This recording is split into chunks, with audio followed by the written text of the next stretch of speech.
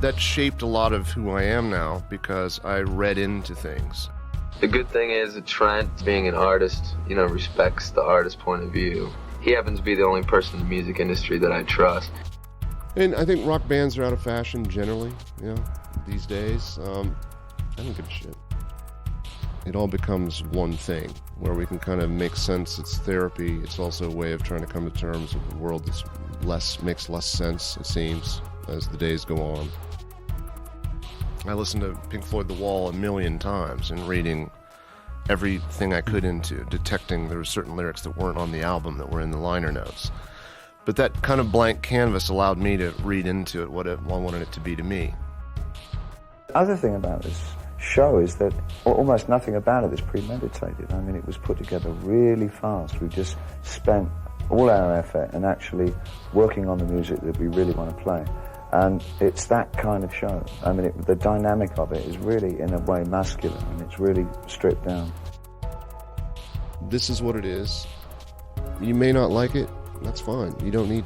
There's plenty of other options for you, It's not going to hurt my feelings to say I don't like Nine Inch Nails. It's fine, Welcome to Discographers Podcast. I'm Tyler. With me, I have the White Socks to my sandals, Brian. Saw, dude. Okay. SUHDUDE. Internet folk will get it. Saw, dude. If you say so. It's just how stoner bros say "What's up, dude" to each other because they're too stoned, and so they say "Saw, dude." Contrary to what we just talked about, this is not a California lifestyle podcast. This is a music podcast.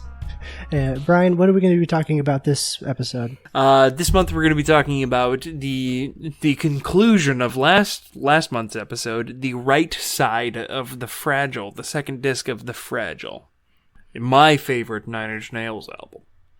Yes, and it is on my list as well, but not that high. It's okay, you're allowed to be wrong. So one of the things that we talked about last week was when the Fragile was being sequenced and figuring out the track list, there was the potential for combining the two CDs down to one CD's worth of music. And we were kind of talking about what that would sound like, what tracks would be omitted and which ones were kind of the prime tracks that would be on the CD. And we kind of decided to throw together our own versions of the Fragile.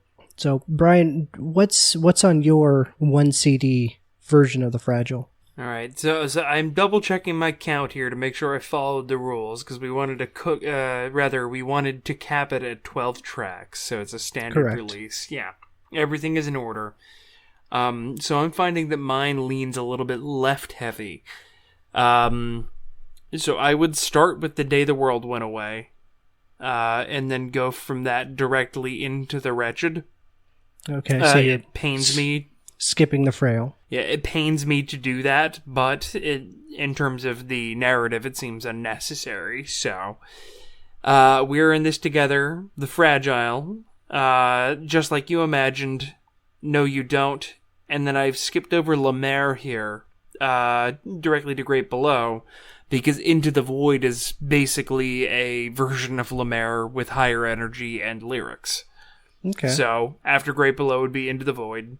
Then Where Is Everybody, which is one of my favorites off that side of the record. Yes. Then Please, then Starfuckers Incorporated, and then I'm looking forward to joining you finally.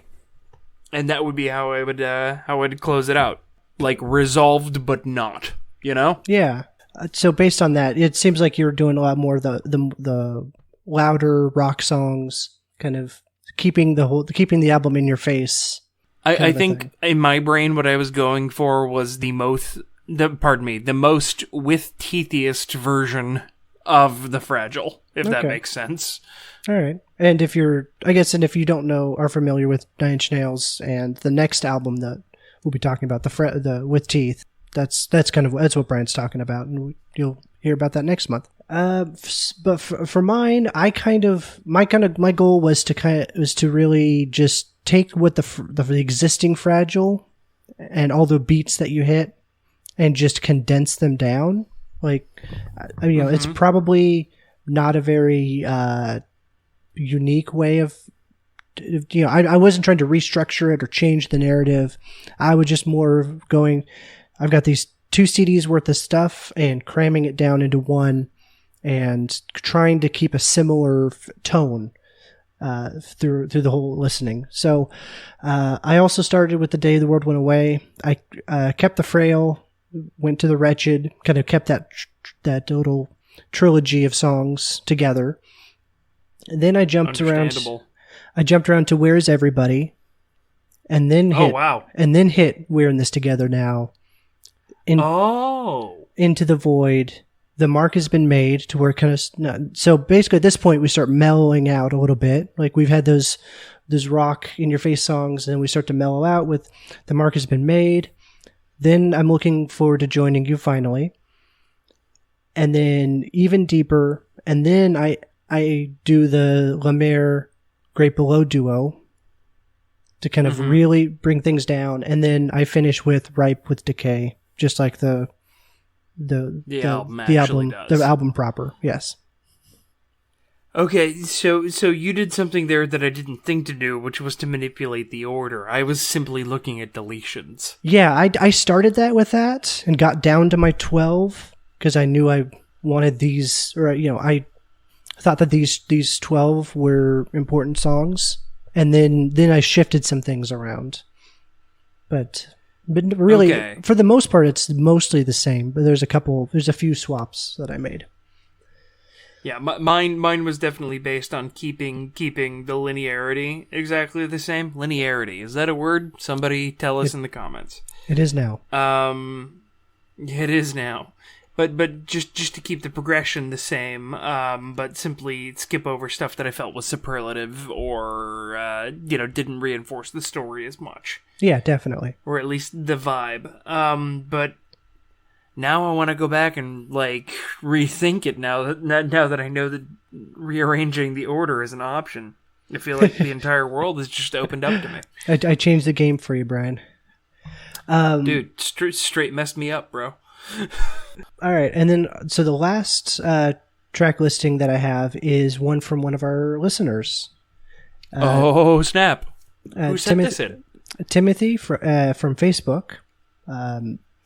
So he sent us his list, and it is Somewhat Damaged, the Day the World Went Away, The Frail, The Wretched, We're in This Together, The Fragile, Just Like You Imagined, Underneath It All, 10 Miles High, Pilgrimage, No You Don't, The Way Out Is Through, Into the Void, La Mer, The Great Below.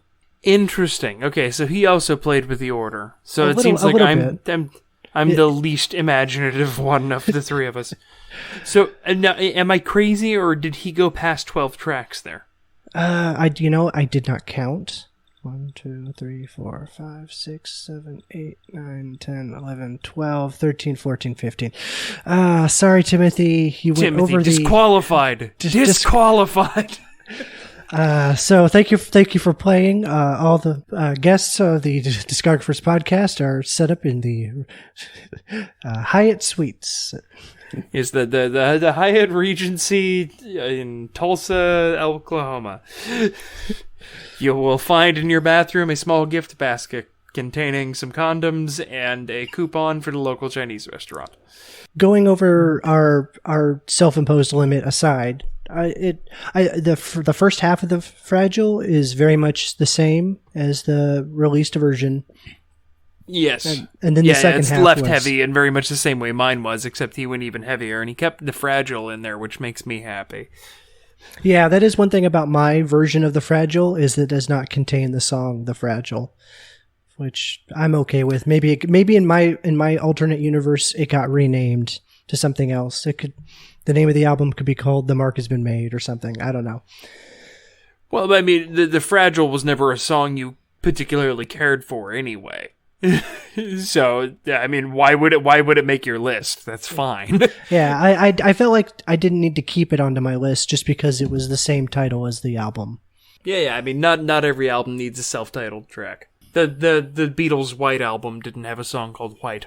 So those are our versions and our takes on the single CD version. If there's still time, if you want to submit your own, send us your versions of the Fragile with 12 tracks or less. Ooh, like a 4-track Fragile. That'd be hard. Like an EP. Oh, yeah, I want EP Fragile, 5 tracks or less. Bonus points. Now, Brian, I know that you've been listening to Nine Inch Nails a lot, and your mom and I are okay with that, but under your bed we found some Marilyn Manson CDs, and we need to have a talk. Oh, gosh, you weren't supposed to find those. I put them in my Reebok box. Yeah, we need to talk about that too. But we need to have a quick talk about Marilyn Manson. So this Manson and Reznor kind of got started together. Reznor kind of discovered Manson. I don't want to say that. That's might be because he signed him. That would be an accurate thing to say. Yeah. Yeah, he was sure, basically Manson's big record label break. Yeah, and I'm sure Manson probably would have gotten a break later on, but Trent was the one who kind of first got him signed and helped produce his first few records. So they're kind of friends during the early '90s, and then a little bit before the Fragile came out, Manson and Reznor had kind of a falling out, and they're kind of like feuding almost. And so they've kind of gone back and forth of like break up, then they get back together, and then they break up again and get back together. So they're kind of like, an off and on friendship throughout. But he's somebody that was big in the story of Reznor, and we just needed to make sure and talk about him a little bit. Do you have any Manson related thoughts? Well, so I think the best way that I can describe I think the best way that I can describe their relationship is sort of it's in this weird middle ground. So imagine the relationship of Jessica and Chad from high school. That may not have been their names, but you know who I'm talking about, right? Every school had one. They were on again, they were off again, and it was sort of a combination of that and a Twitter flame war between two rappers. It was sort of the late 90s, early thousands equivalent of that, but it was in a really weird spot where part of it was adversarial, part of it was sort of really, they were compatriots. Mm-hmm. There was a fraught and complicated relationship. The thing that's interesting, I think, is that at least from my point of view, Marilyn Manson is a bit more avant-garde than Trent Reznor, right? For me, Nine Inch Nails is more digestible than Marilyn Manson. Although I think I really actively listened to Marilyn Manson before I ever listened to Nine Inch Nails. In fact, my first exposure was on the soundtrack to Matrix Reloaded, with Marilyn Manson's deeply insightful song "This Is the New Shit," which I just didn't particularly care for, and I've heard a good handful of his other stuff. I do see in some places where artistically they run in a similar vein, not even about style, but about making statements about something. Yeah. But I do think that the primary difference is that Marilyn Manson seems to lack any degree of subtlety. Yeah, I think that's a good way to put it. That's why I'm not a fan. Yeah, I think that's I'm kind of in the same boat where they both would be wear dark hair, paler skin, screaming at you, but Manson was always a bit more with more makeup and more. He's got the contacts with the two different eyes colors. So he's like, it's more of a look at how weird I am. Your parents will definitely not like me. You should rebel and listen to my music, kind of a thing. But by my record, kids. Hello, fellow young people. Yeah. Yeah, it was definitely shock rock. You know what I mean? Like, I'm sure that there's absolutely some artistic merit to him. He had a good group of musicians playing with him. Some of which ended up playing with Nine Inch Nails at times as well. Yeah, and Reznor, produced albums for Manson. So like he was involved with the songwriting process and making these tracks happen too. But for me, the difference is that Trent really loves hiding double meanings in his lyrics, and making use of lyrical obfuscation. Not even necessarily like the distortion that he did, but not necessarily having the lyrics be super on the nose. With a few notable exceptions, such as Big Man with a Gun. And I feel like the balance is in the exact opposite direction with Marilyn Manson, where like he's taking the message of his song and bashing you over the head with it. My favorite Marilyn Manson songs are the ones that he didn't write. His cover of Sweet Dreams is quite good, and his cover of Personal Jesus is also fantastic. So I actually one of the things I wanted to read was a quote by Trent Reznor from 2004. Where it's like a fan question of, have you been working on any covers? If not, are there certain songs that you'd like to cover? And here's a little bit more to the question, but basically it's talking about covers. And Trent's response was, I was really hoping to do something unique and pertinent, like do an exact copy of Personal Jesus, but it was already taken. Shit. Trent is such a freaking troll. I love it. Yeah, so, Trent has a different opinion on that Personal Jesus cover that you like, but it's okay. So, I mean, they didn't change anything about the arrangement or structure of the song. They they did a modern, heavier cover of it, and I enjoyed that. Yeah, at the risk of skipping ahead, later in this episode, we'll talk about a cover that Trent Reznor did, which I've listened to the original and the Nine Inch Nails version. They're very similar. I would say it's a similar situation of Manson taking the Depeche Mode song, tweaking it, making it his, using his instrumentation. Now that I think about it, I think that Reznor did the same thing that he was making fun of Manson for. These kids just can't get along. He was somebody who was big in the 90s with Trent, and we kind of just needed to at least bring him up, talk about him, because he was a big deal. He was important.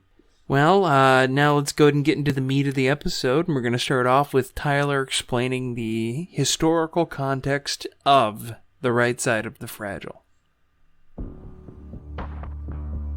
After the Fragile and its tours were unable to turn a profit, and combined with his overdose motivating his rehab at a cold turkey facility, Reznor focused on completing the Nin-related projects that he had began the year before. He interviewed and hired 19-year-old Rob Sheridan as the band's art director, based primarily on Sheridan's Nin fan website. Reznor released a remix album called Things Falling Apart in 2000, and a Fragility Tour documentary/live album called And All That Could Have Been in 2001. Some versions of And All That Could Have Been had a second disc that featured 4 stripped-down versions of Nin tracks as well as 5 new songs. Once Reznor felt like each project was complete, he decided to take a break from Nine Inch Nails and try some new projects. He founded the supergroup Tapeworm with Tool and A Perfect Circle frontman Maynard James Keenan. Other members included Josh Freese from A Perfect Circle, The Vandals, and Guns N' Roses, Paige Hamilton from Helmet, Nine Inch Nails producers Danny Launer and Alan Mulder, and Atticus Ross of the band 12 Rounds. After years of work, Tapeworm never produced results due to the conflicts between Reznor and Keenan's record labels, and Reznor slowly lost interest in the project. Reznor was also asked to produce the solo album for Rage Against the Machine's frontman Zach De La Rocha. But after completing 20 tracks, De La Rocha canceled the project because he was unhappy with the results. In the summer of 2002, Reznor received a call from Rick Rubin, who was producing what would become Johnny Cash's final record during his lifetime. Cash wanted to cover the Nine Inch Nails song Hurt. Honored by the request, but doubtful of the outcome, Reznor approved Cash's use of the song. It wasn't until Reznor saw the music video that he understood Cash and Rubin's vision for the song. The video mixed Reznor's remorseful lyrics and footage of the elderly Cash reflecting on his long and storied career. Reznor said his reaction upon seeing the video was, "I popped in the video, and wow. Tears welling, silence, goosebumps. Wow. I felt like I just lost my girlfriend. because that song isn't mine anymore. It really made me think about how powerful music is as a medium and an art form. I wrote some words and music in my bedroom as a way of staying sane about a bleak and desperate place I was in, totally isolated and alone. Somehow, that winds up reinterpreted by a music legend from a radically different era and genre, and still retains its sincerity and meaning. Different, but every bit as pure. Overall, the Fragile era ends with mixed results. Reznor's now clean, but none of the projects he worked on have come to fruition.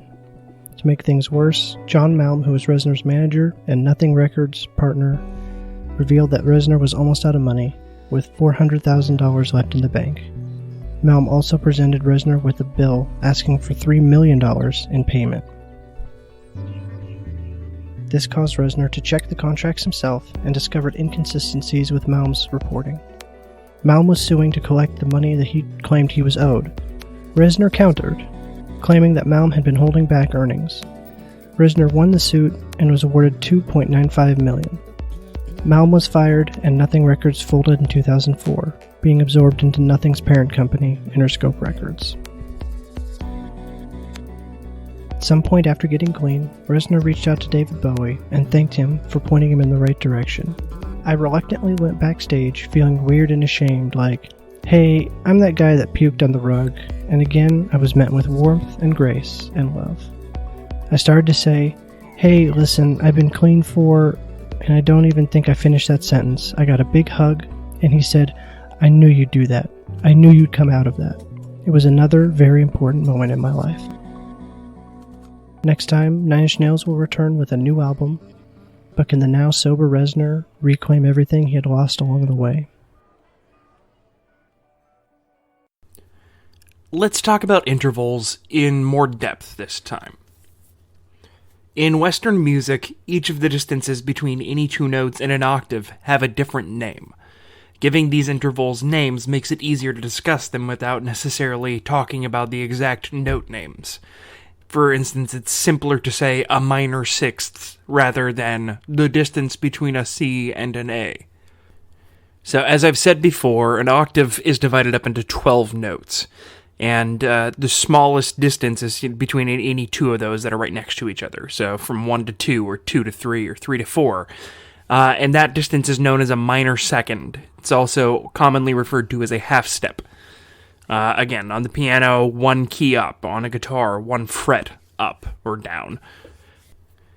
Now, all of the other intervals can be described as, like, more than 1 minor second. So, for instance, you have a major second. That's the next one up, and that is as much distance as 2 minor seconds. Oftentimes, when explaining intervals, it helps to use a familiar piece of music that has an example of that interval in it. So, for a minor second, the most famous one would be Jaws. For a major second, that would be the first jump in Happy Birthday.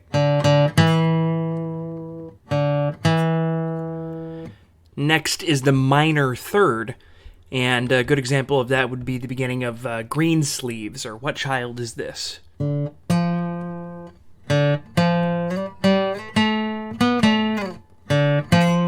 Those first 2 notes there. A major third would be the next one, and a good example of that would be When the Saints Go Marching In.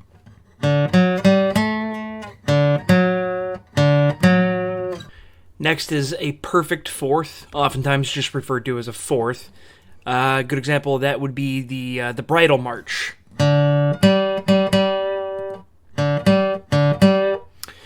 Next would be the tritone, which you've heard plenty of. Pretty much the entire Broken EP. Also, the song Maria from West Side Story. Also, the beginning of The Simpsons theme song. Next would be a perfect fifth, also just referred to as a fifth. A good example of that would be Twinkle Twinkle Little Star. Next would be the minor sixth, a good example of which is the main note jump in The Entertainer by Scott Joplin, which goes like this. It's that movement right there. Then you have the major sixth, which you probably know best from the NBC chimes. Then you have the minor seventh. Probably the most famous example of that would be the beginning of the Star Trek theme or the song Somewhere, again from West Side Story. So it's the... And then you have the major seventh, which is probably most famously represented in Take On Me by a-ha.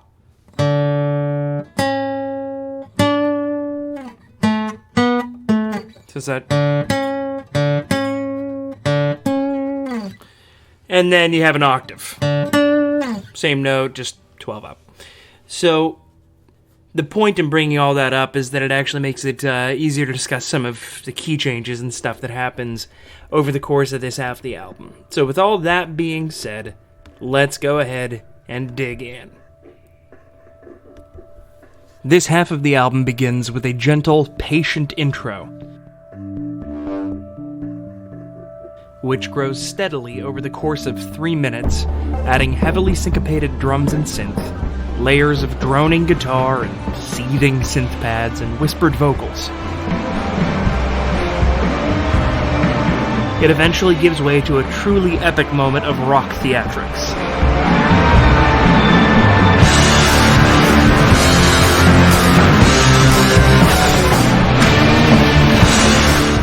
With 2 measures of 3/4, followed by 1 measure of 6/4. Now, while that may sound like an arbitrary distinction, the 3/4 has a waltz feel, sort of a 1-2-3, 1-2-3, whereas the 6/4 sounds like a measure of 4/4 with 2 extra beats. This has more to do with how the drum beats are put together than anything else, but still, the delineation remains. As the song slips away, we are treated to some chromatic piano runs, which are as beautiful as they are wrong.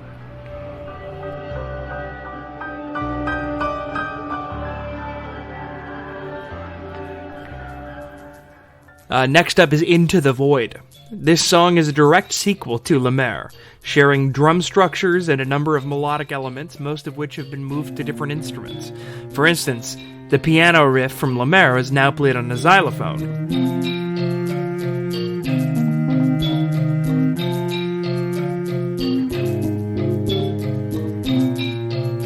And the bass riff is played on a heavily affected acoustic guitar and then a synth bass.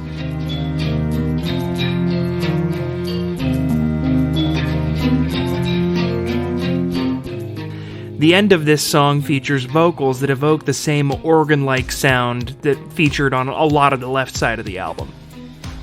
The overall scale of the song is extremely vague, with instruments playing in at least 3 different scales, creating a sort of droning, modal sound hovering around a key, paired with a delightfully dancey drum beat driving the song forward. I just save myself, but myself keeps slipping. Where Is Everybody? Starts with a drum beat that would feel at home in a 90s hip-hop song, which is accompanied by a grainy synth bass and a surprising use of slide guitar.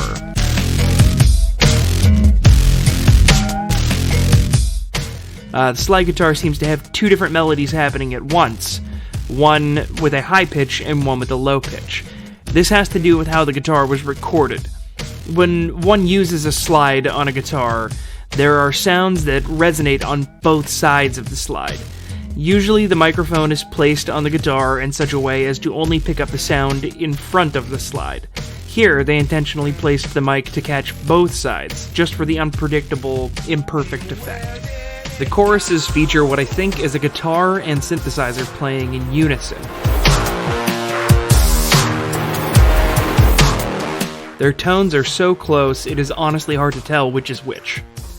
They also feature some nice vocal layering, which feels to me like a precursor to 2005's All the Love in the World.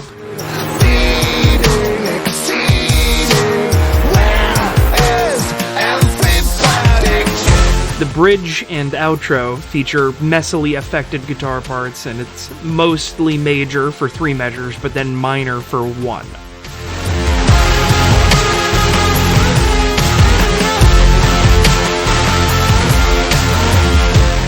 A very similar sound was used on Coldplay's 2008 song 42.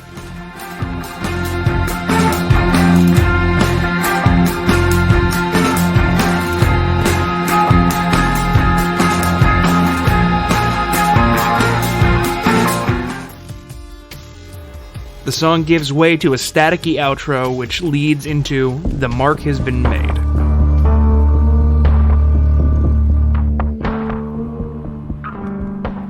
The song starts off with a flat 6 Mixolydian guitar riff, similar to "Help Me I Am in Hell," or like half of "Downward Spiral." This is joined by some string and piano parts that use interesting descending riffs that are partially chromatic.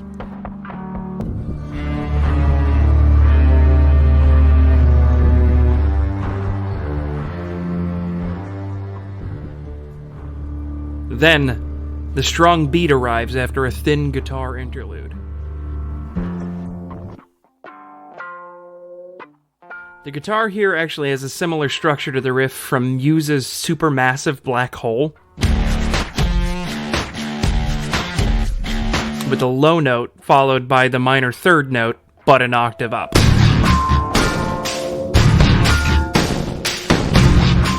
As the song works its way along, the intensity ebbs and flows with various chromatic runs working their way in and out of the arrangement.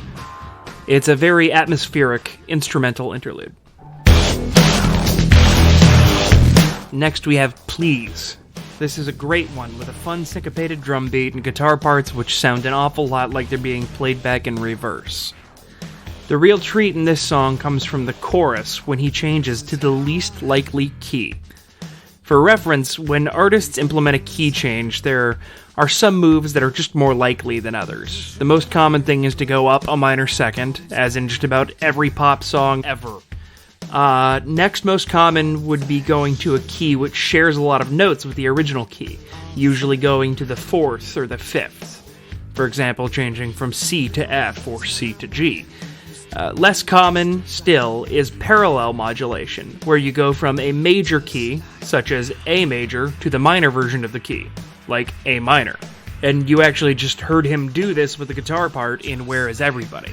Another uncommon tactic is going up a minor third, like the last chorus of Living on a Prayer by Bon Jovi, or the solo of Undone, also known as the Sweater Song from Weezer.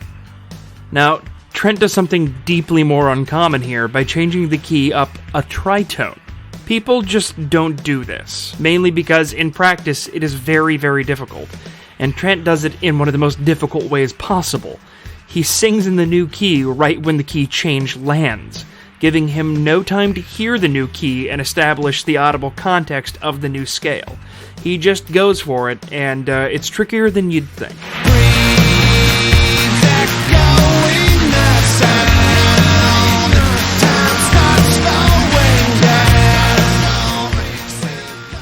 Next we have Starfuckers Incorporated.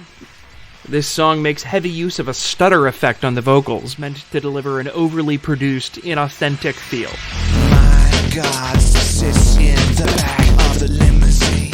This is bitingly sarcastic and not at all subtle, but extremely effective. This song makes wonderful use of tritones and chromatic runs, all over the place. The bridge includes a deeply unexpected reference to Carly Simon's You're So Vain, which functions as a strong subversion of pop culture tropes. This one offers more interest from a production and lyrical standpoint than a musical one, but it is one of the strongest tracks on either half of the album either way.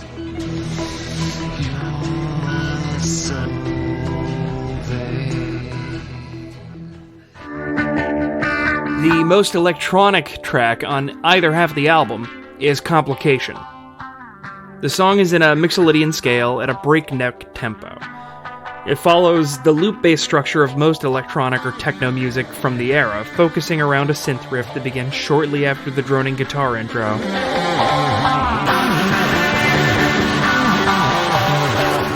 And runs for the duration of the song. It is one of the most upbeat songs on the record, and in spite of being instrumental, it is very fun to listen to.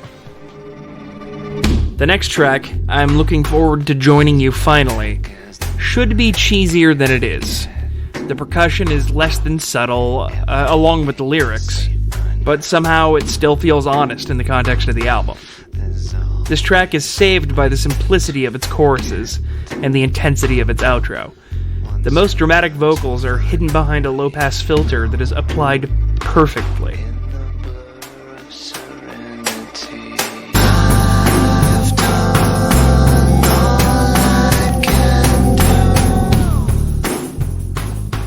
The simple drum machine sounds really shouldn't work, but Trent's masterful restraint really makes it ring true. I don't know how, but it does.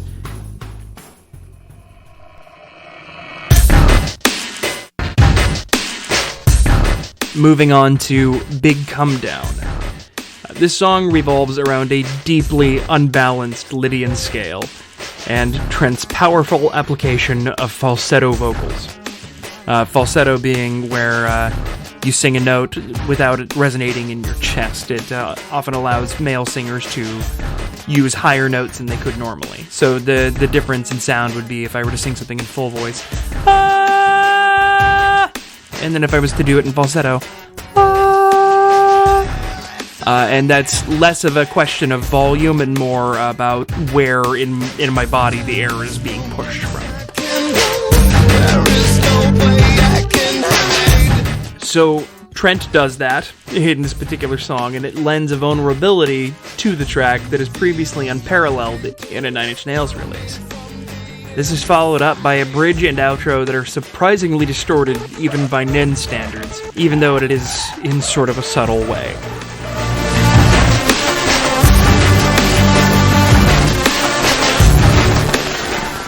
The next track, Underneath It All, definitely feels like the beginning of the end. It is short and repetitive. The building layers are trying their hardest to distract you from the futile lyrics. They run mostly in a Mixolydian scale, which has a half-happy sound, sort of implying a defeat within victory or vice versa. The continuous crescendo of this song does not offer much time to think and assess, and this is by design. It is meant to unseat you as much as possible as you approach the last track.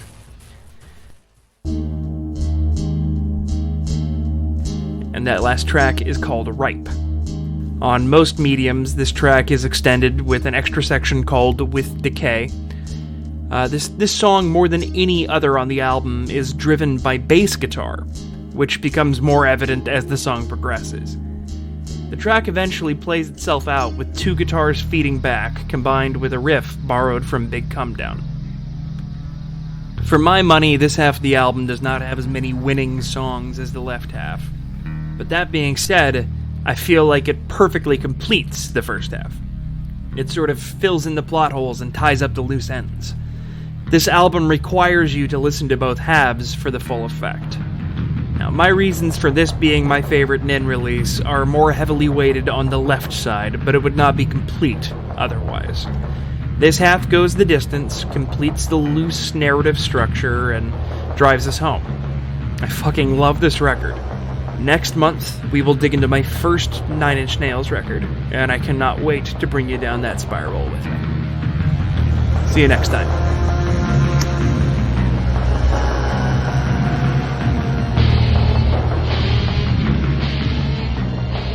So that's kind of why I think the right half of the album is extremely compelling. So all that being said, Tyler, do you have any thoughts on this side of the album as a unit? I think it's a great second half. It complements the first half very well. For me personally, I last time we talked a lot about those like chunks that I really enjoyed were like the first 4 or 5 songs of the left side, and the last few songs, like those chunks of songs that's tied together to themselves and each other. I don't think that really happens for me on the right hand side. There's no real songs that I feel like I need to hear song 1, 2, and 3, and then I need to hear song 4. I can kind of move these around a little bit. I can listen to this side on shuffle much easier than I could the left side. That does make sense. There's even from an editing standpoint, there's less bleed between the songs. I don't want to say it sounds like an afterthought, but it does seem maybe a little bit less intentional than the left side. But there's some great songs on it. Yeah, definitely. One thing that and we'll kind of start jumping into the track by track discussion, but The Way Out Is Through, I do really connect that to the end of the left side. Like, we finished the left side with Great Below. With Lemire, Great Below, and then I do want to hear The Way Out Is Through, which is the first song on this half. So it does kind of tie the two halves together for me. But then that's where it kind of breaks. That does make sense. The Way Out Is Through, in a weird way, kind of provides some lift after The Great Below. Not that The Way Out Is Through is particularly cheery, but sonically, it adds some lift. It's sort of a resolution of sorts. Mm-hmm. Did you have any thoughts about The Way Out Is Through specifically? Beyond what I said in the in my breakdown of it, I don't think I have a whole lot to add on this one. It's an interesting song. The arrangement is, it's a constant grower. It's got some weird stuff going on with timing. Mm-hmm. And if this were a standalone record, if the right side were a record in and of itself, it's a bold way to start a record. I'd say that. Yeah, I mean, I think it'd be a solid, intro song, kind of. Getting you prepped for the rest of the album. I mean, if you think about like the intro song on "Minutes to Midnight" by Linkin Park, right? It's got a similar vibe with that constant build, right? This is just a much longer, more abrasive version of that idea. There's plenty of bands that have done that on an album. Like, hey, let's have an extended instrumental intro. It's just that the word "extended" seems to mean something very different to Trent than it does to most folks. One last thing that I had for The Way I Was Through is Trent did reveal the source of the title, the meaning of the title. He said that it was about with his. It's about the way that I couldn't cope with the death of my grandmother. It was by not addressing it or having the courage to write anything. And it took the realization to turn it around, or writing about it and expressing. I felt better about it, and I felt like I could see through it. The Way Out Is Through. That's where the song title came from, because I thought that the way out was skirting the issue and walking the curb. Nice. That's a lovely piece of sort of self-discovery and good life advice. Thanks, Uncle Trent. Thanks, creepy Uncle Trent. You've always been my favorite creepy uncle. Because Uncle Manson is just really creepy.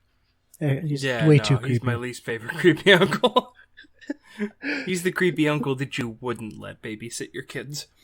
Yeah, and definitely not Grandpa Gene Simmons. Oh, no. That tongue makes me worry. All right, the next track is Into the Void. And as I mentioned in my breakdown, Into the Void is sort of the sequel to Lemire, right? It's got the same structure. It's got similar melodies on all the instruments. It's just a higher energy version of it with lyrics. But it's a great song. It's a freaking jam. Yes. This for me is a really solid, like, windows down, cruising in the car kind of song. Yeah, this is a good one to introduce. You can introduce somebody to Nine Inch Nails. Yeah, this one's very accessible. It's digestible. It's not that weird, and it's also a lot of fun. It's not necessarily challenging. It's a lot of fun. Talking about the connection to Lemire, they basically started out as one song, or there's one song idea, and it went in two different directions. One direction was Lemire, and one was Into the Void, and basically both versions matured to the point where they were able to be on the album. So it's interesting. That's the process that he had for songwriting at the time. Well, that makes sense. He had the germ of the idea. There's so many things that that carry over, right? Like, so that standard, the blah, blah, blah, blah, blah, right? Played on the piano and Lemaire played in the xylophone. And, I mentioned some of this in the, in the technical review. Yeah. We all heard it. We all heard it. But so many of the riffs carry over, more than just the ones that I mentioned in the review. They share so many arrangement pieces. They're just usually the only change is the instrumentation. They are, in many ways, the same song, just, one is got the intensity turned to 2, and the other one has it turned to 8. Sure. All right. The next song is Where Is Everybody?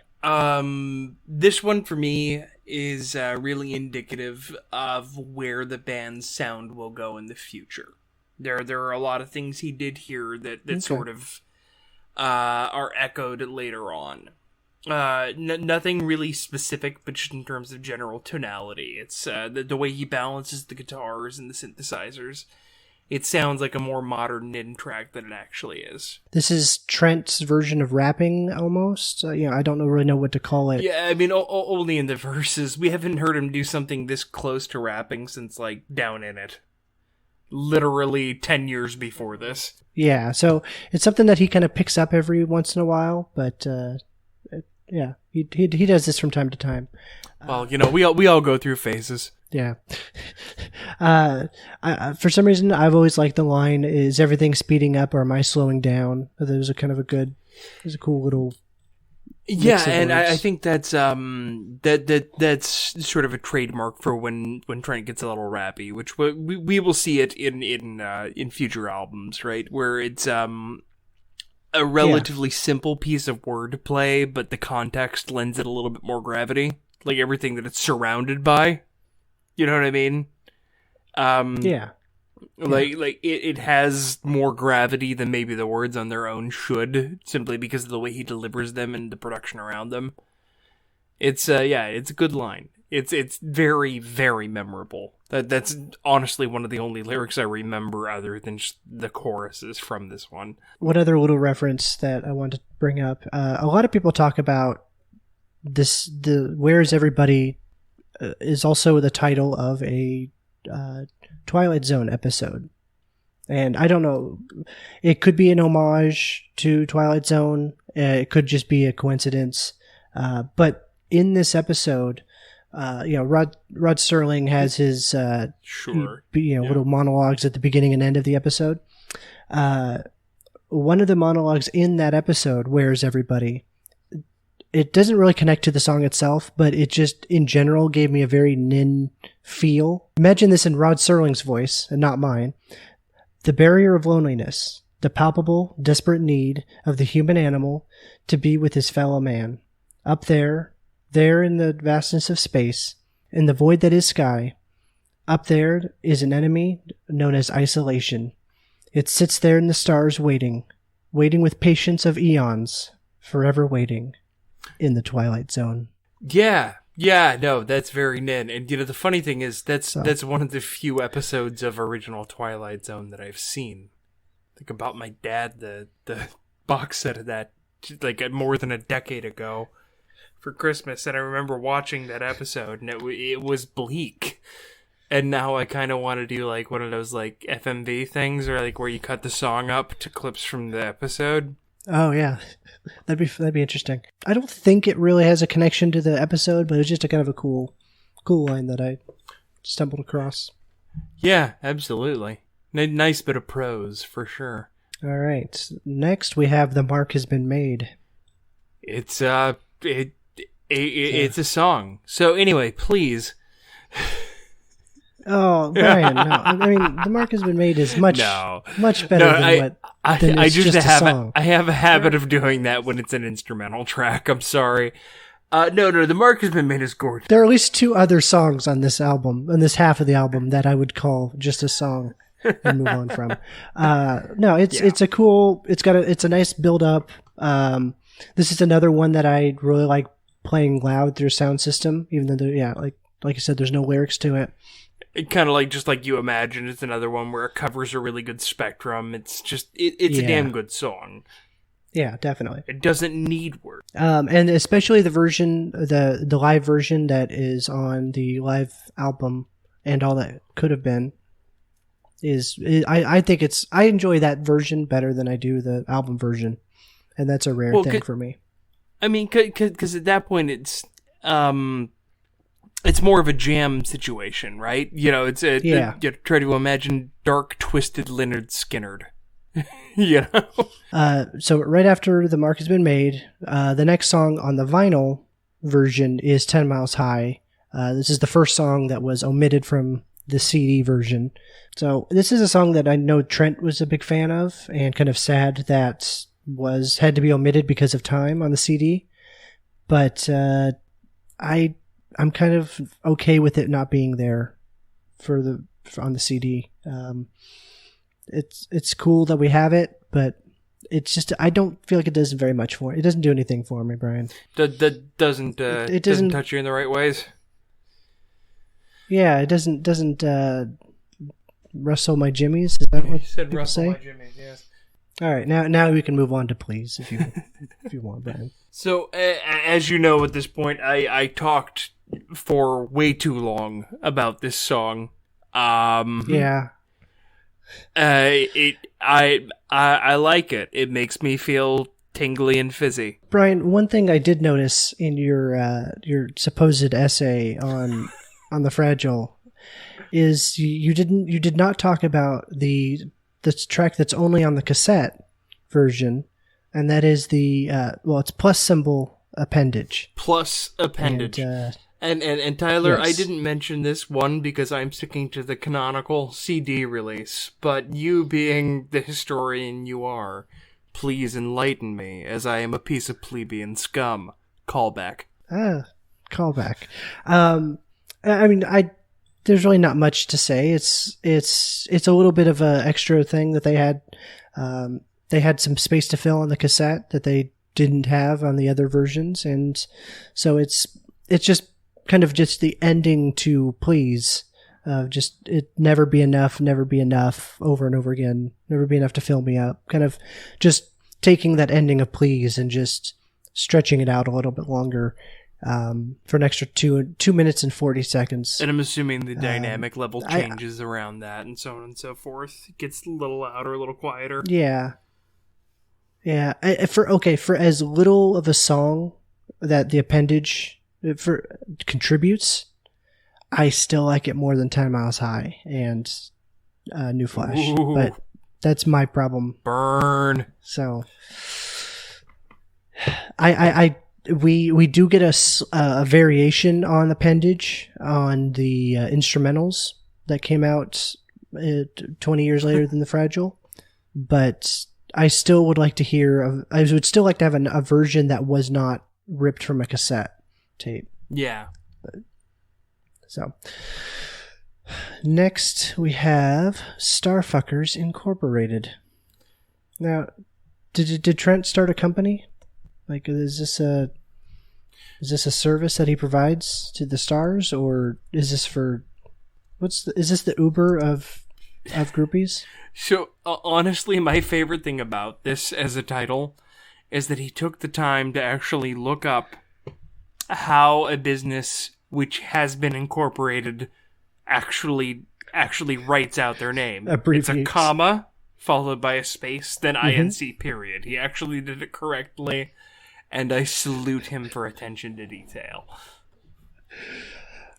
Yes. So we're going to talk about Starfuckers for a while, so everybody just sit down.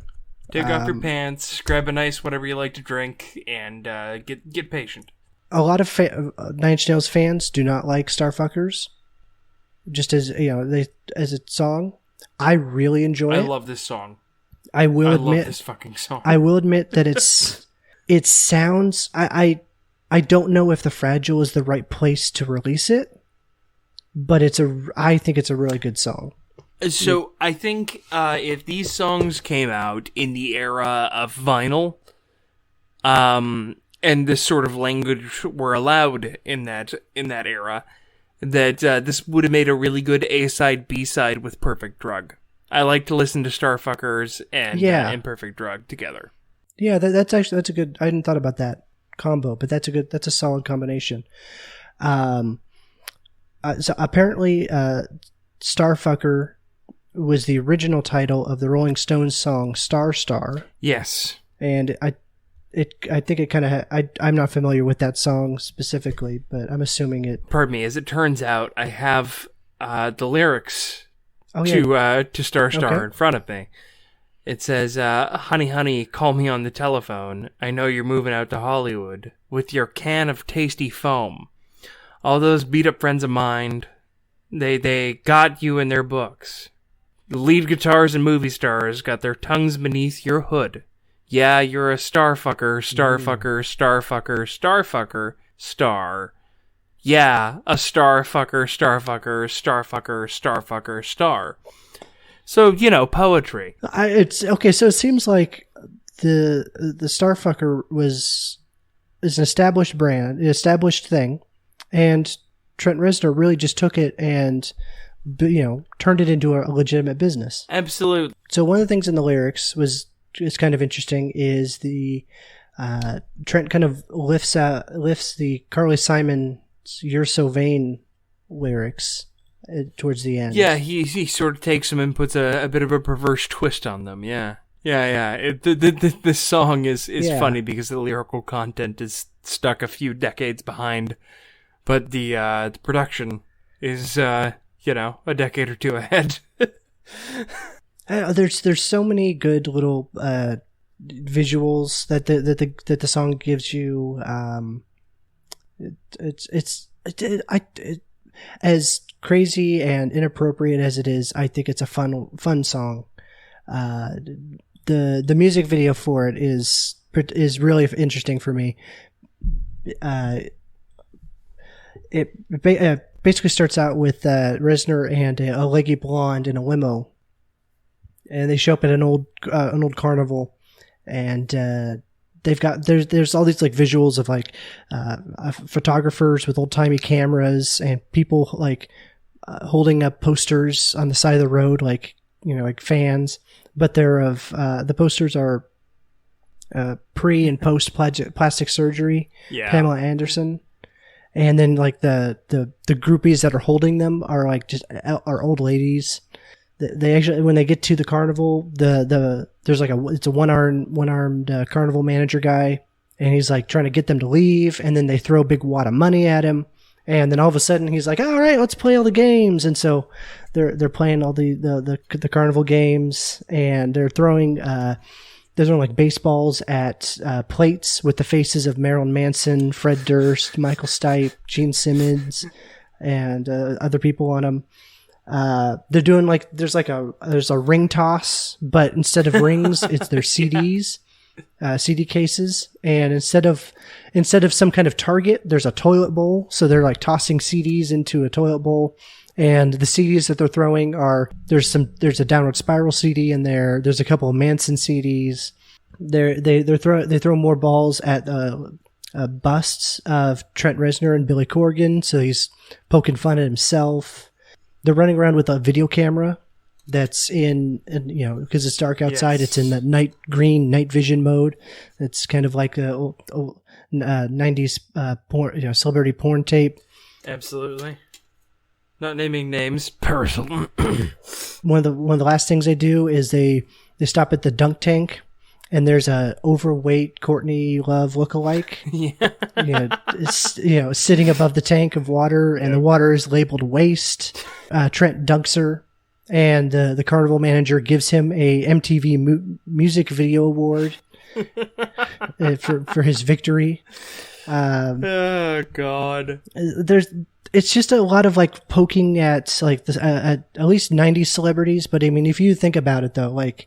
This stuff still happens. Well, you know what I think is kind of interesting is there's actually a little bit of a parallel, not to be too topical, right? But there's a bit of parallel between that and the new Donald Glover video, the This Is America video, where he's sort of poking fun at the fact that, the entertainment industry is, distracting you from what's actually going on. And it's a similar message.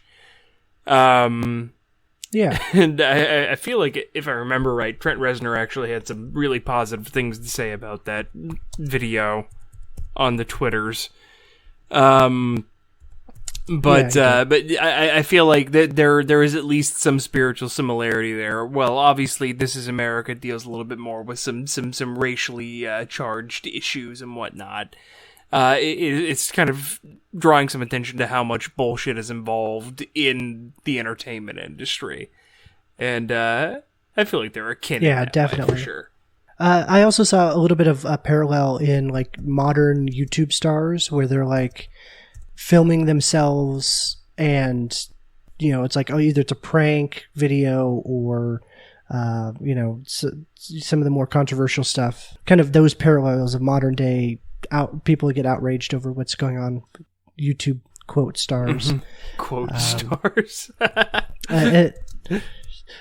Brutal. The last thing in the video is Trent and his attractive blonde date hop back into the limo, and it's the breakdown of the song, and the lights are strobing inside of the limo, and the blonde pulls her wig off. And it's Marilyn Manson. Yeah. Yep. And yeah. They've kind of they made up. They at least made up long enough to film the video.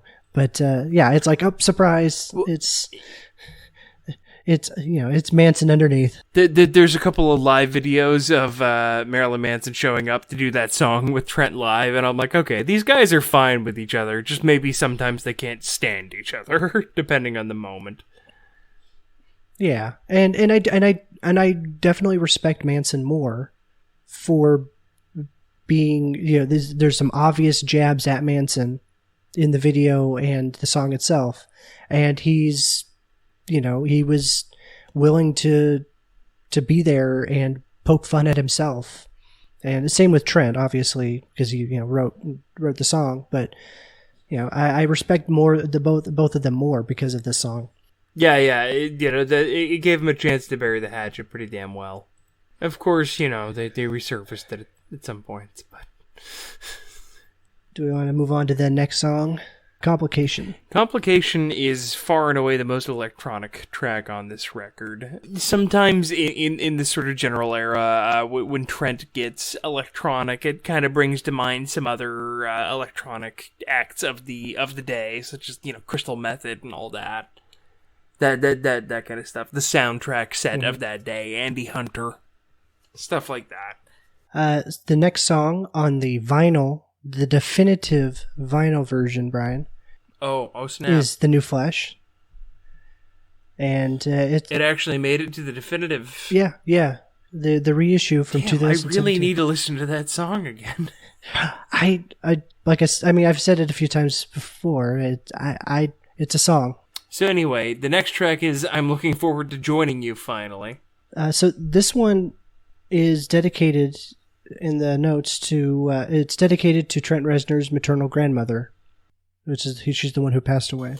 And given the context of how he wrote Le Marin Into the Void, I feel like that makes a lot of sense. Audibly, this one's a bit more meandering, Yeah, I always thought it was a weird combination of the lyrics and the just messed up broken percussion. So I think that's actually a big part of the reason that I chose it to end my one CD version of The Fragile. Mm-hmm. It is because of that lack of resolution, right? Like it's the song's just kind of fucked up from an audible standpoint. And if you're thinking about a loved one who passed away, you're probably going to write a song that's a little messed up. If you're in that place. Yeah, it's sort of a correct way to feel. That song sort of... it's interesting, because to me, in my experience with losing those close to me, this song is later stages of grief, Yeah. Whereas Into the Void, as happy as the song sounds, is more the visceral, early, the denial, Yeah. And I'm looking forward to joining you finally. It's definitely more later stages, acceptance, that kind of stuff. The next song we have is The Big Come Down. I did not like this song at all until I heard the live version on Beside You in Time. Okay. It annoyed me. And then I liked it better. I don't think it was as big of a change for me. I think it just it was one that was like, okay, this is a song that's on the album, and then it kind of turned into one of my favorites just over time.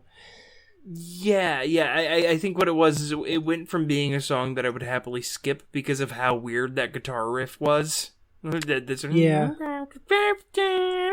It's such a nasty sound. It's such an intentionally discordant sound that I was sort of like, okay, whatever, Nine Inch Nails, you're over here being all Nine Inch Nails, right? Like, it felt easy to dismiss at first, until I watched a live performance of it and realized sort of the energy and impetus that is behind it. I feel like the recording of this song sort of lets down the feeling of this song to a certain extent.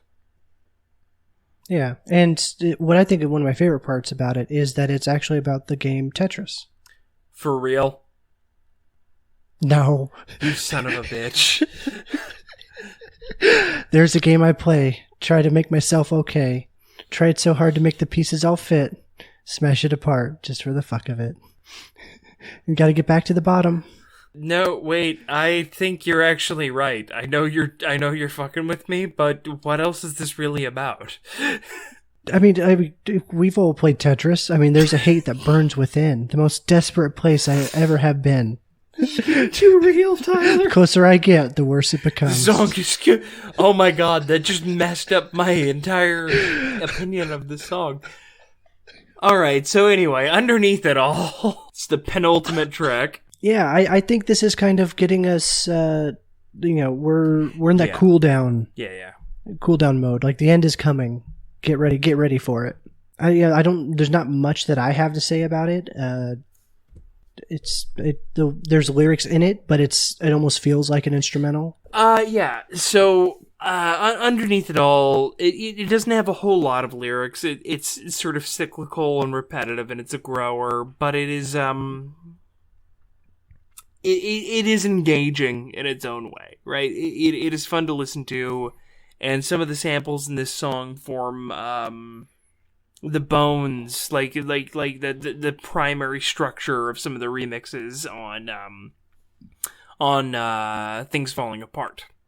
Sort of rhythmic drum pattern becomes very important on that remix album. That becomes very central to a couple of those remixes. Were this song missing from the album, I don't know that I would miss it, but I do like it. I appreciate that it's there. I don't skip this one. Yeah, this is one of those songs that if the single CD version was the theatrical version, if it's a movie, and there's the director's cut with all the extra scenes and the extra context and those extra character moments, underneath it all would be on that director's cut of, this is what the director thought was important, but could probably be cut away just to trim it down and keep it super simple, to dumb it down. Yeah. If you run with the film metaphor, this would be a bit of late game character exposition about the protagonist, right? Like, you didn't know that this entire time I've been allergic to shrimp. Dun, dun, dun. And then the big bad shows up. Yeah. Let's move on to Ripe, or also Ripe with Decay, depending on what version you're on. Well, since I'm sticking to the CD version, the Gospel Truth version, it will be Ripe with Decay. On the vinyl version, the song is called Ripe, and it is about a minute and 20 seconds shorter. Brian, I need to come to you. I'm going to take off my podcasting hat and come to you hat in hand and say, This is where the CD version is better than the vinyl, including the definitive vinyl. You prefer it with Decay. I like it with Decay. I like that extra, not George Takei. Not Takei, but Decay. DK, yes. I like that extra I want the 6-minute and 34-second version, not the 5-minute, 14-second. It does just feel a little bit more complete, right? You know, there's an extent to which Right Without Decay just feels sort of like a fade out, which is not a way that I like a record to end. The Decay just drags it out long enough to give it a more conclusive feel. And maybe that's because I listened to the CD version first and got, that's the version that I got used to. And and then when I listen to other versions, I'm just missing it because I know that there was something there. Yeah. But I like having that extra bit of song. And so, I mean, that's the end of the Fragile. We end with Ripe. Yeah, and the way Decay. It sort of takes the vibe out is it's the sound of something faltering, right? The sound of something sort of failing, petering out. And it's dark, it's ambiguous, it's a wonderful way to end the record.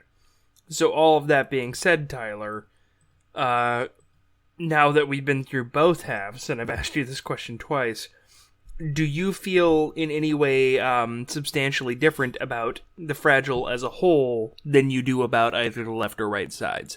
I think it's meant to be taken as a whole. I think it was very difficult to make the decision to split it for this podcast because of how cohesive it is and how I much prefer to listen to the first side and then the other. We originally were going to do one episode for the Fragile, and it was just like, oh, that's going to be like a 4-hour episode. There's no way we can do that to people and record that late. So we decided to split it, but I much prefer it as a unified album. Did you have any? I definitely do agree that this album is meant to be enjoyed as an entire unit.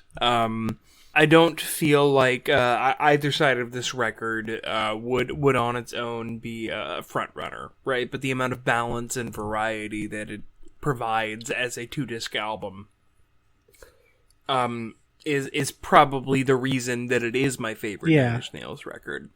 And it's not even that my favorite songs are on this record, because they're not. There are Nine Inch Nails songs a bit farther into the catalog that I think take that cake.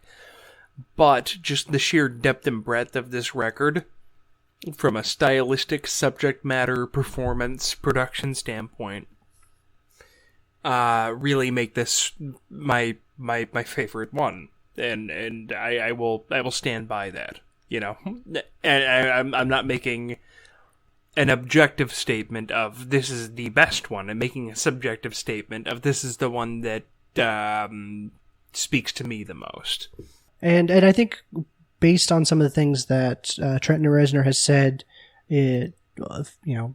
closer to the current 2018, about how the things that he's talked about where he writes music as to be consumed as an album, as a whole unit, and not like just, oh, here's a bunch of singles, like here's a single.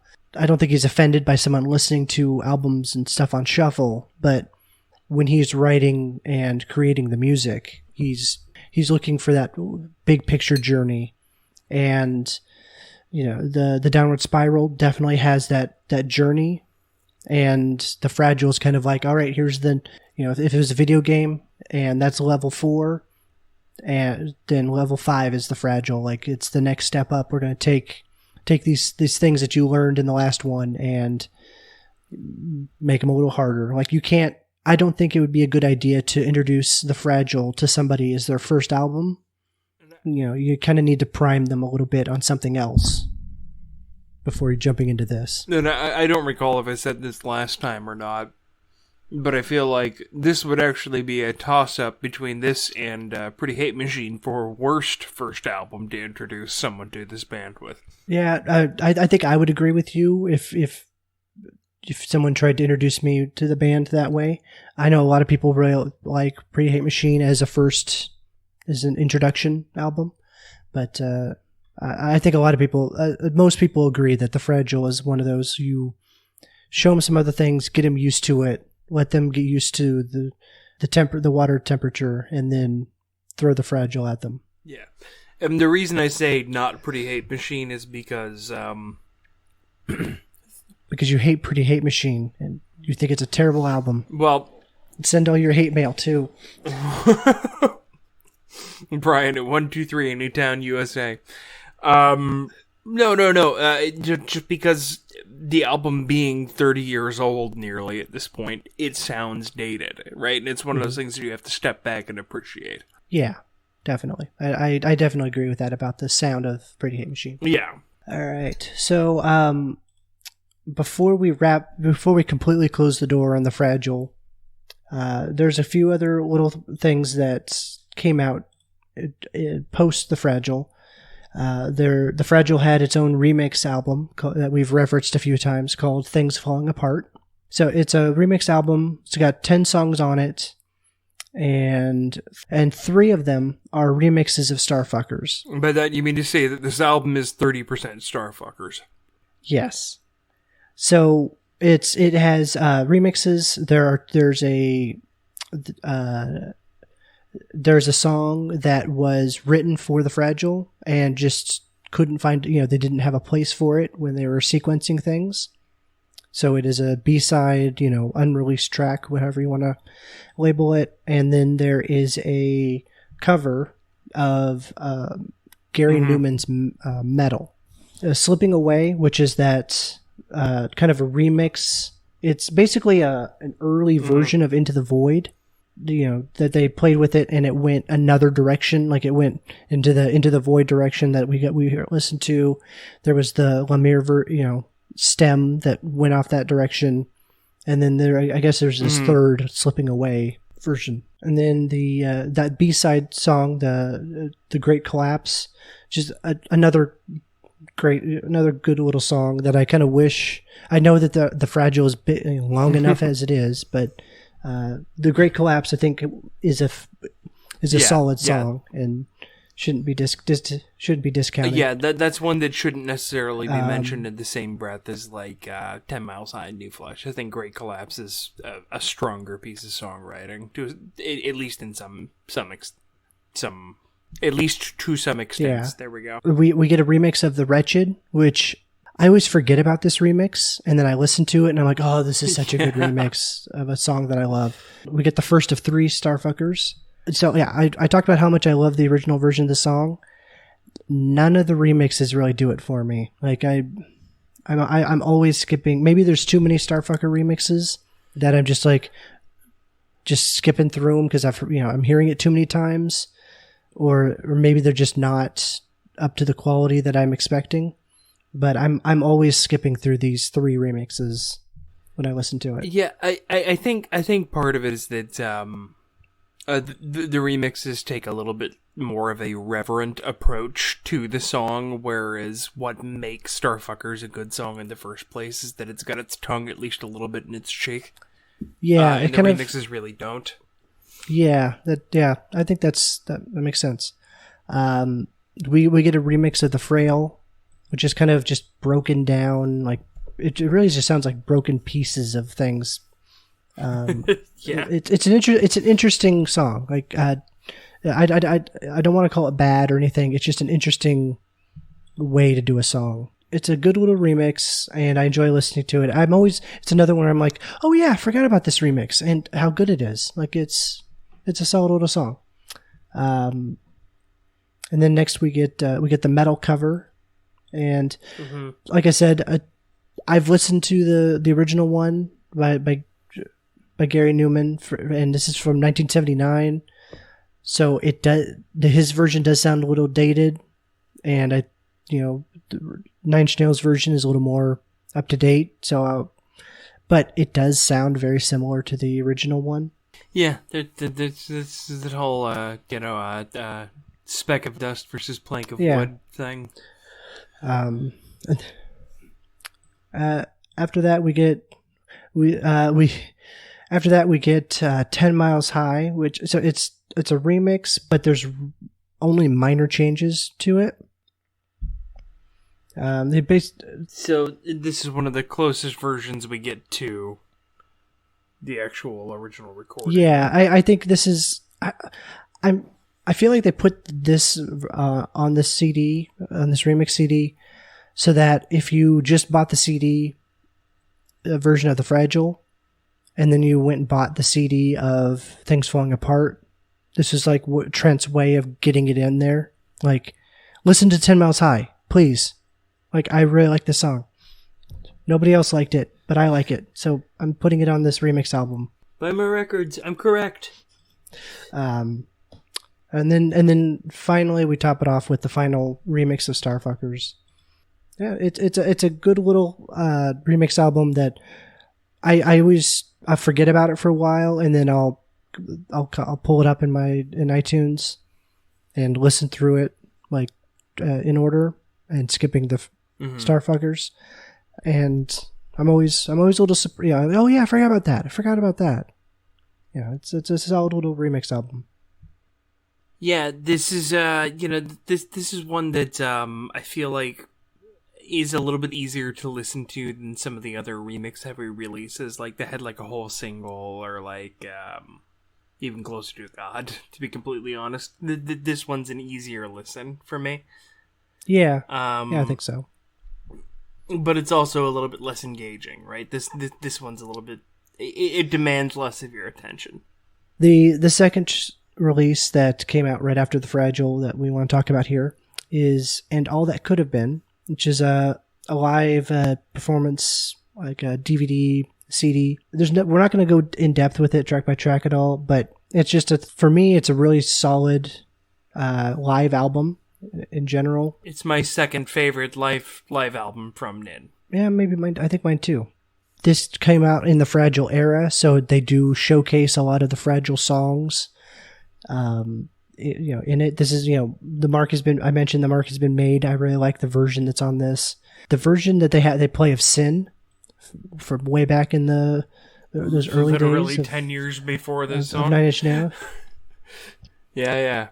I really like that version. Like, there's a theremin thing going on at the beginning. That's kind of cool. And they rock it out pretty hard on that particular tune. I remember that. They really kind of push it.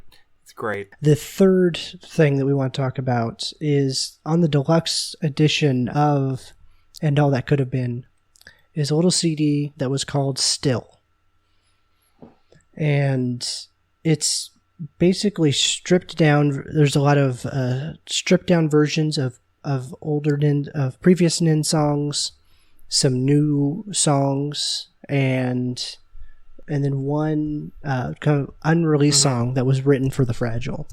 For the covers, where Something I Can Never Have, The Fragile, The Becoming, and The Day the World Went Away, they're just some interesting piano-driven takes on those songs. Yeah, that being said, that is one of my favorite versions of that song. Yeah. I also really love Adrift in it. You have La Mer and Into the Void, which are both sort of themed around the ocean, but Adrift into Peace is sort of both of those songs, but in the doldrums. It's like the fourth stem of that idea. Yeah. If that makes sense. Yeah, Trent has said that La Mer's conclusion is Adrift and at Peace. Well, there you go. So we got to put together the ultimate 13-minute long version of La Mer. Yeah. And some of these songs, these newer songs, were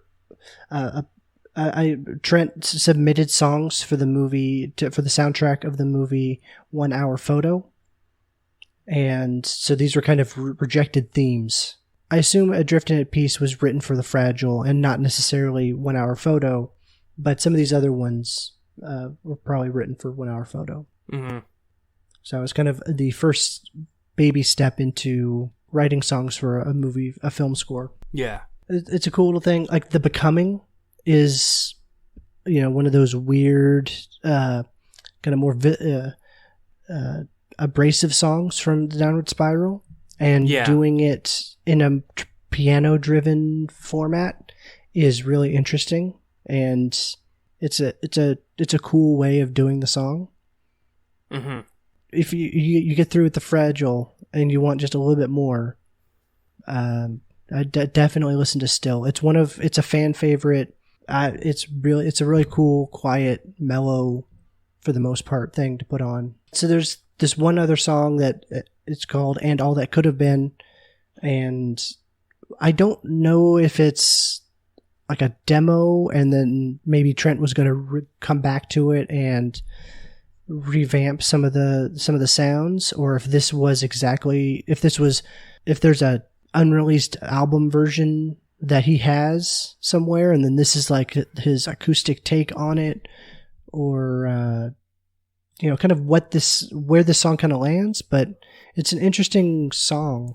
So my general take on this one is that I think this is what he had in mind when he wrote it. I don't think this is a pre-production version or anything. Okay. For me, this is the precursor to the Ghosts records.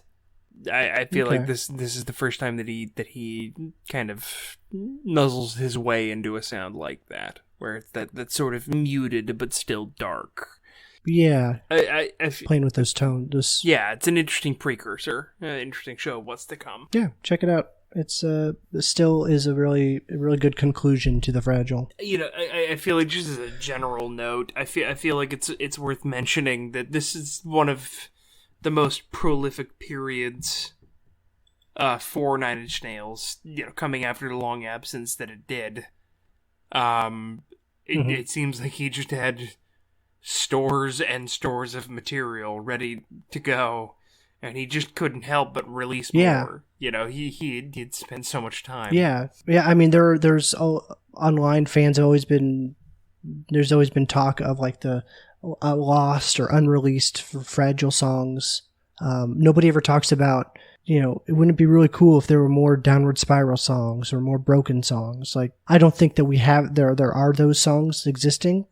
Like, but nobody's ever thinking about that. Everyone is always asking about where, there's more songs of the Fragile that we haven't heard, more pieces, or, even if they're not complete songs, finished songs. He's talked about how there's hours of stuff that didn't get released, and people really want to hear that kind of stuff. Yeah, he did put out in 2017 the Fragile Deviations, which are basically instrumentals of the Fragile. And there are these extra songs that are on there that are kind of those... Ideas, the stems. Stems, yeah. He kind of gave a little bit extra to the fans on that one. Almost... Well, no, I started to say almost 20 years later, but yeah, no, almost 20 years later. He's slow to open up. He's just shy. The universally acclaimed rock star. But he's shy. Do you want to talk about a non-Nine Inch Nails album that you were... So, anybody who's been listening up to this point will know that my musical tastes kind of jump all over the place. The one I have this week is maybe a little bit further afield. And actually, Tyler, you may have to remind me here if I've mentioned this band or not. The Danish rock band Mew, M-E-W, as in the sound a cat makes. I'm pretty sure you've played them for me back in the day. So they have a whole lot of albums. I feel like if you want to get used to them as a band, the best one is probably their earliest international release, which is called Frengers, which is a word that they invented that's in between friends and strangers. So if you're looking for it on web, Frengers. In some ways, it's got a bit of like shoegaze music to it. It's very dreamy, but it's also relatively high energy, and that's one that I tend to give a reasonable amount of rotations. Like I keep on coming back to that one. It's not my favorite record from them, but I feel like it's the easiest one to get to know that band. It's a good starter album. Specifically the songs Snow Brigade and Am I Rye, No. Keep an ear out for the Discographers series on Mew, in 2020, maybe. I don't know. They're worth it. It's a good band. Good band who put out one real weird album. All right, well, I'm sold. All right, well, my pick for this month is kind of a new to me band. It's called The Modern Wild. And Brian, I think you have some You know about the Modern Wild, right? Yeah, I'm aware of the Modern Wild. I play guitar and keyboards for them. I also arrange the vocal harmonies and produce the record. Yeah, so I've been hearing about this EP for a little while, and from Brian, and it's out now, and it's if you want to hear some of Brian's music that he's intimately connected to, you can check them out. I really enjoy it. I went out and bought the album. It's like $2 on Google Play, so it's not like you're spending a ton of money, and you can support Brian and his friends, and support an indie band. Yep, and what I will say up front is these are not my songs. These are songs that I got to team up with other people on. And this is one of the first times that I've gotten to do that, and I feel like because of that, a lot of them are very interesting, right? They move in directions that I wouldn't normally go in, and I enjoy it because of that.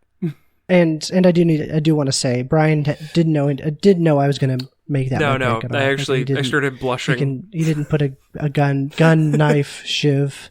Yeah, I figured that's what his reaction would be, so I did not tell him.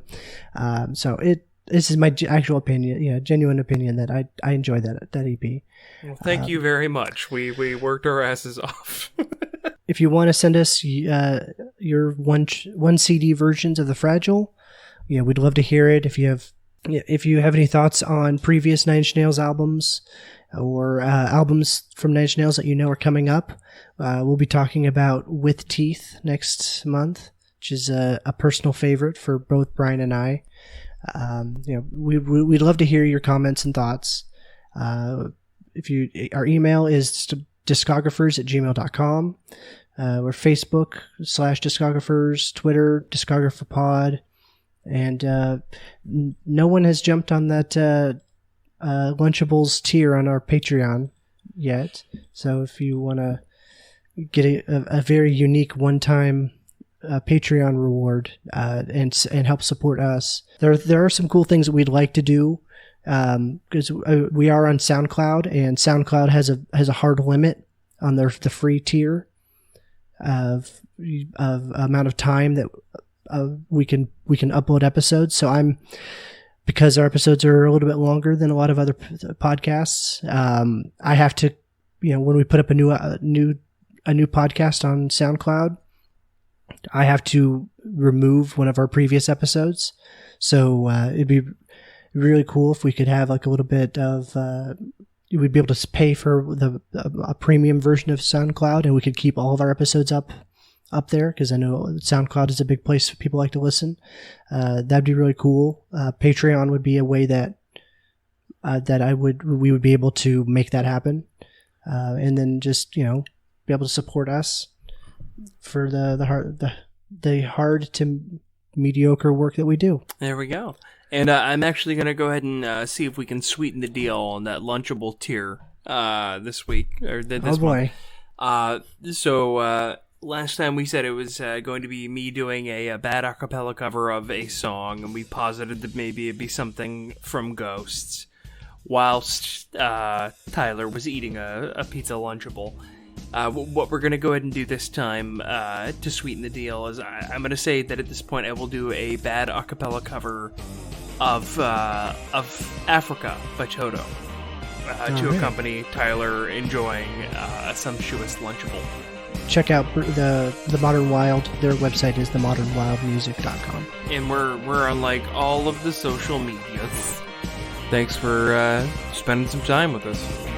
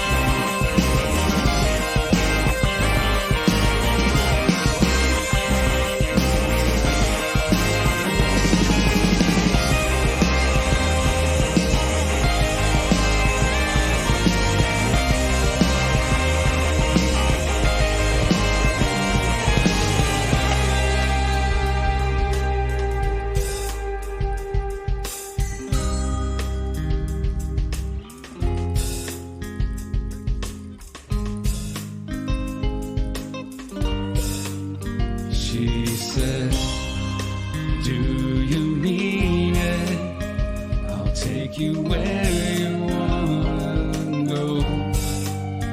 I said, I've seen it, but really I don't know. We hear their feet tap the ground, we retreat from the sound. I know a place away from the crowd, where they're alone in the sheets, or surrounded in the streets. We'll tie white rope around your wrists, just to get you out.